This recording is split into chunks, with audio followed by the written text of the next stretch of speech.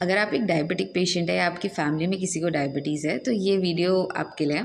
हाय, मैं हूँ डॉक्टर कीर्ति अग्रवाल और आज मैं आपको बताने वाली हूँ कि आप एक डायबिटिक पेशेंट हो तो आप अपने आप को कैसे मेंटेन कर सकते हो और कैसे अपने आप को हेल्दी रख सकते हो। तो पहली चीज़ ये है कि अगर आपको आपके पास एक ग्लूकोज मेजरिंग किट होनी चाहिए और एवरी 15 डेज़ आपको चेक करना है अपना ग्लूकोज लेवल। दूसरी चीज़ ये है कि अगर आपको 5 या 10 ईयर्स से डायबिटीज़ है तो आपको जो दूसरे ऑर्गन की सिम्टम्स है वो भी चेक करते रहना है।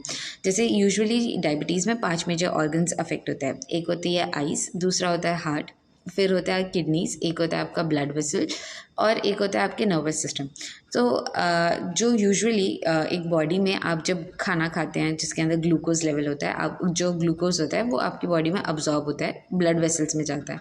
अब ये जो ग्लूकोज है, अब ब्लड वेसल्स से जो बॉडी होती है हमारी वो इंसुलिन और हार्मोन प्रोड्यूस करती है, राइट। तो वो जो इंसुलिन हार्मोन होता है उसका काम होता है कि वो ब्लड वेसल से ग्लूकोज सेल्स में दें।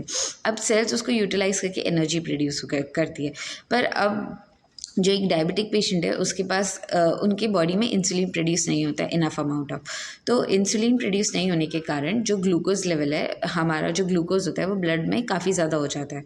अब क्या होता है कि ये ब्लड वेसल्स में काफ़ी ज़्यादा होता है तो इसके कारण जो ब्लड का फ्लो होता है वो काफ़ी ज़्यादा मतलब स्लो होता है, धीरे धीरे होता है। इसके कारण कभी कभी जो ब्लड वेसल्स होती है वो काफ़ी प्रेशर अप्लाई करने के कारण आपको ज़्यादा मतलब हाई रिस्क होता है कि आपको हाइपरटेंशन हो सकता है या आपका हाई ब्लड प्रेशर हो सकता है।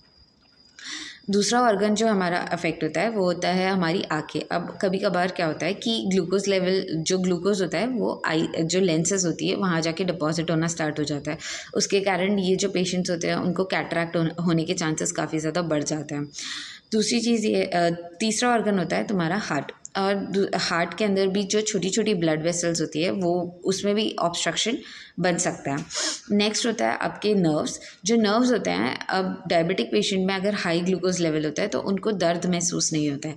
इसलिए अगर जैसे उनको कोई इन्फेक्शन हो गया, जैसे पैर में कभी लग जाती है या कुछ होता है तो उनको वो दर्द महसूस नहीं हो पाता है अगर ग्लूकोज लेवल काफ़ी हाई होता है तो। और नेक्स्ट ऑर्गन होता है हमारा किडनी। अगर सपोजिंगली ऐसा होता है कि आपका ग्लूकोज लेवल काफ़ी हाई होता है तो किडनी क्या करती है, उस ग्लूकोज को रीअब्जॉर्ब मतलब उसको वापस से बॉडी में अब्जॉर्ब करने के बजाय उसको यूरिन के थ्रू एक्सक्रीट कर देती है, क्योंकि अब ये इतना एक्स्ट्रा ग्लूकोज है जो बॉडी को ज़रूरत नहीं है जिसकी। तो अब वो जो इतना एक्स्ट्रा अमाउंट ऑफ ग्लूकोज हमारे यूरिन के ट्रैक में जाता है उसमें बैक्टीरिया ग्रो होना स्टार्ट हो सकता है और यूरिनरी ट्रैक्ट इन्फेक्शंस हो सकता है। अब सिर्फ यही 5 ऑर्गन्स नहीं है जो अफेक्ट होता है, there can be other organs as well. Like for example मैं आपको देती हूँ कि डेंटल कैरीज डेवलप होता है, क्योंकि अगर आप ग्लूकोज शुगर लेवल काफ़ी ज़्यादा खाते हैं तो बैक्टीरिया आपके टीथ में भी ग्रो होकर आपको डेंटल कैरीज कॉज कर सकता है।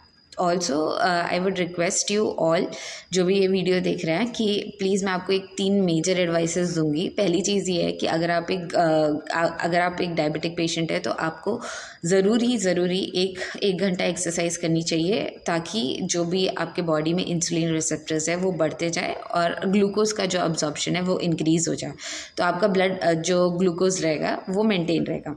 दूसरा एडवाइस मैं आपको ये दूंगी कि आप प्लीज़ आपका जो भी खाना खाते हैं आप उसका ग्लाइसेमिक इंडेक्स चेक करके खाएं।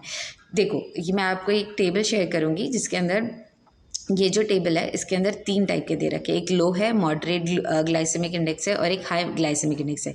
जो हाई ग्लाइसेमिक इंडेक्स वाले फूड है आपको बिल्कुल अवॉइड करना है, वो बिल्कुल नहीं खाना है। जो लो से मीडियम वाले ग्लाइसेमिक इंडेक्स वाले फूड है वो आप खा सकते हैं। तो आपको क्या करना है, अगर आप इन टेबल्स में नहीं देख पा रहे तो आप गूगल में जाके चेक कर सकते हो कि ये पर्टिकुलर फूड आइटम का क्या ग्लाइसेमिक इंडेक्स है। फिर उसके बाद आपको अपनी चॉइसेस बनानी है।